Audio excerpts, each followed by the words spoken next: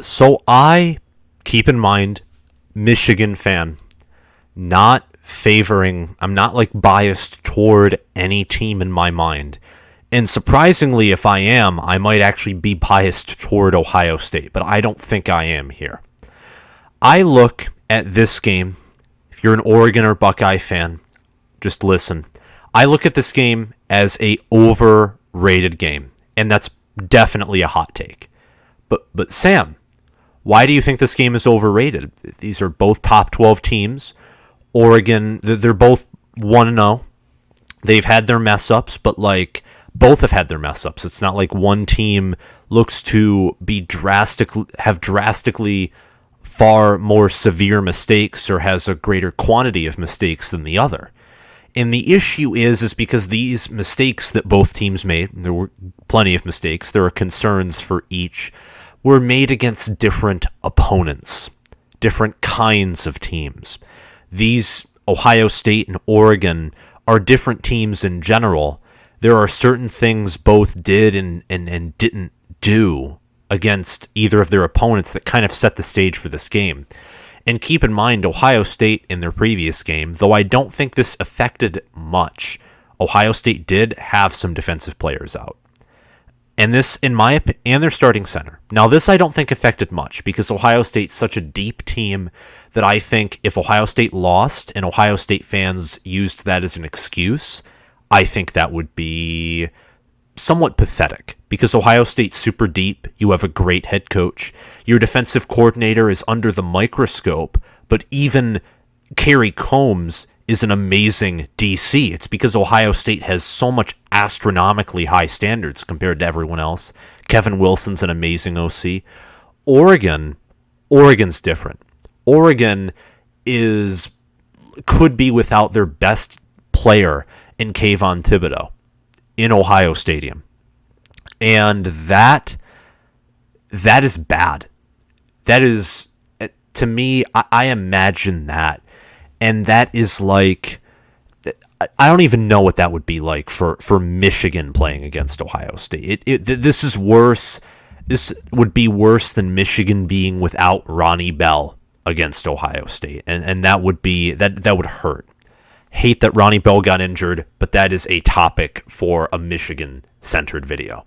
Let's get back to this. Ohio State and Oregon faced Minnesota and Fresno State, respectively. Ohio State won by 14 points. Oregon won by 7. Ohio State played a tougher opponent at Minnesota's home. Oregon hosted Fresno State. Now, what that says, just from saying those like 1-2 sentences, says a couple things. It says that Ohio State is the better team, if you really want to take it that far. It says for now, Ohio State's the far better team. It also says a few things about Oregon. It says, besides, of course, the opposite of the better team, Oregon's the worst team, it says that Oregon might have been looking ahead to the Ohio State game. They might be so focused on Ohio State that they forgot to they forgot to train for Fresno. Or maybe like it's the thing with depth in Ohio State. Maybe Oregon does not have the greatest depth to replace Kayvon Thibodeaux, and therefore without him, Haener doesn't have to worry about such of a deadly pass rush. Kind of takes advantage of Oregon probably not playing nearly as aggressive, along with Anthony Brown not being the most elite quarterback for a school like Oregon. And there you go. Maybe Oregon's just looking a little ahead of themselves. Or this is a game full of red flags. And I watched the highlights of this game before recording this. I'm making sure to do that because otherwise this is basically trash journalism. But I watched the game, and Oregon started off very hot. They started off like scoring, I think, on 2 drives in a row. And they were forcing Fresno State to, make these plays on 3rd and long and other things. They're getting good pass rush. Their defense is playing solid. Second quarter comes around, and Fresno State is getting a little tougher. Fresno State scores 2 field goals in a row. So they had some problems getting the ball into the red zone, which is, again, crediting Oregon's defense. Oregon's defense won this game. Fresno State, after halftime, makes some adjustments. I believe Thibodeaux gets... I don't know what time he gets injured because I just watched highlights. I didn't get the opportunity to watch the whole game Saturday. He gets injured between the second and third quarter, like sometime in that time frame. He gets injured, and I'm hearing this because the announcers are talking during the highlight reel, and the announcers are like basically saying the pass rush is not nearly as effective. Haener has so much time in the pocket, and he is marching his team down the field in the third. There are some mistakes made, have to punt a few times. Fresno at some point scores and then gets the 2-point conversion. It's tied 21-21, and you can hear the crowd. The crowd is getting quieter by the minute. Another point comes, and I believe, yes, this is the result of an Oregon fumble. Fresno State's pass rush does well. They get to Anthony Brown, and he fumbles. And then Fresno State takes the lead off a field goal after Oregon, again, has a strong red zone performance. The game ends with Anthony Brown avenging the fumble and taking it 30 yards to the house to seal the deal. Fresno State ended this game having a better third down efficiency. 3 more first downs and 15 more total yards. And they actually did end with 126 more passing yards. This Fresno State team played its heart out. And Oregon, either if you want to say they looked ahead or because one of their better players was out. Anthony Brown, again, not the greatest quarterback. He did not put his team in the best position to succeed. And there you go. Fresno State almost got the upset, but Oregon's defense came in clutch. They actually forced a fumble when Fresno State had the lead and the ball that gave Oregon some momentum back. So I look at that game, and Fresno State being an inferior opponent to Minnesota, Minnesota having the home field advantage, Minnesota, in my opinion, having the better game plan because, taking the lead at halftime and then keeping somewhat pace with Ohio State is at the beginning and middle.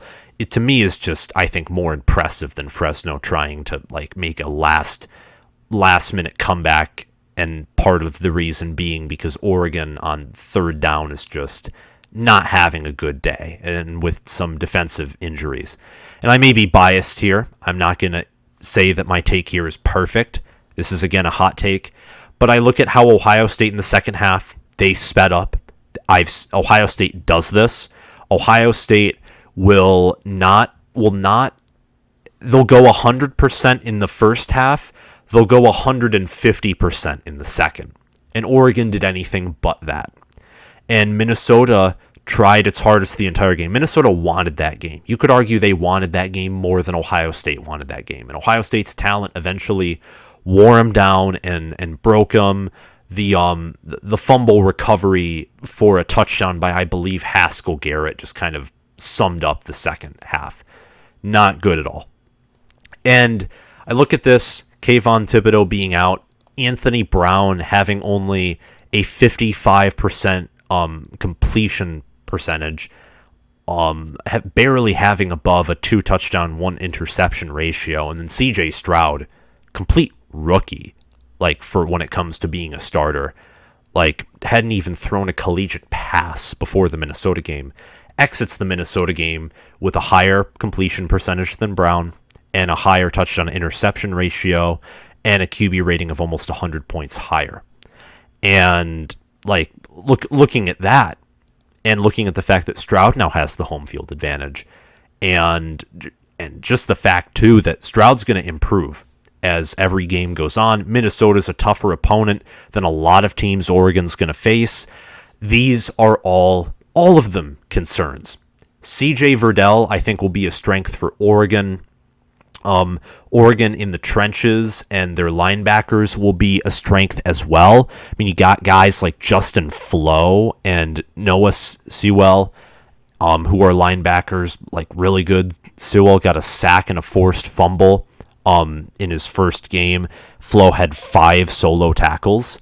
I look at,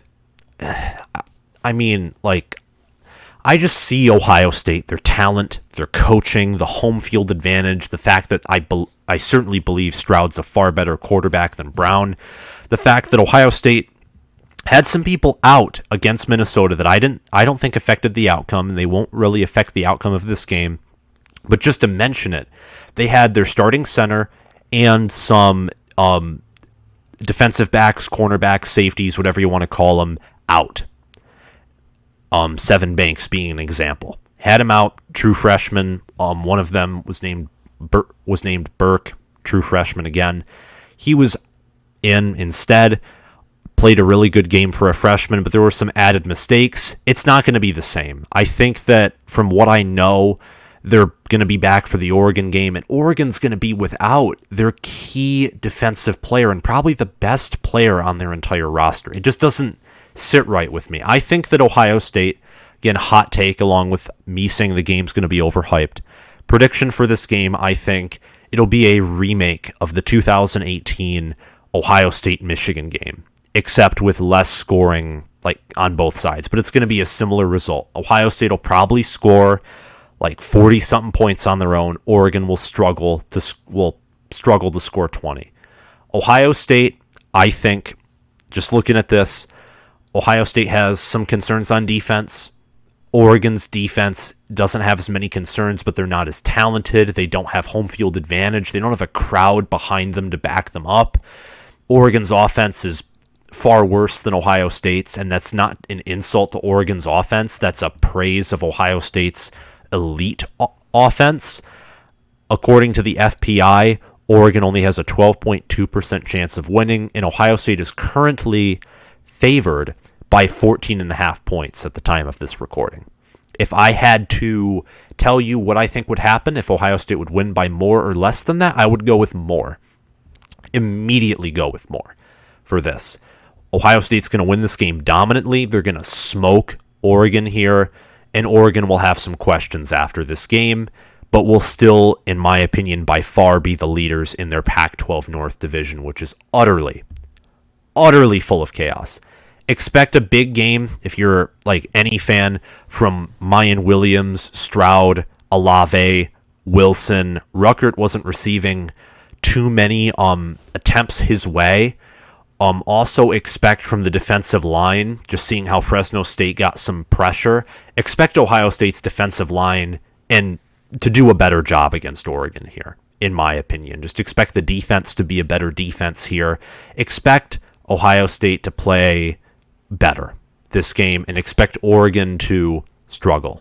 It might turn out the other way. I might be wrong here, but that's what I think everyone should expect.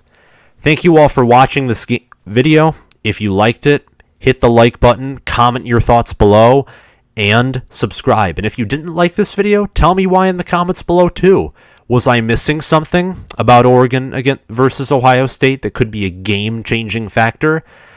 Thibodeaux is not ruled out yet. Keep in mind, it is undecided. I looked before recording this, looked up some articles, couldn't find anything about his decision. Maybe during this recording there was something, but before this recording, nothing. Couldn't find anything. Still's undecided. He could be a game changer here, in all honesty. Again, thank you for watching, and I'll see you around.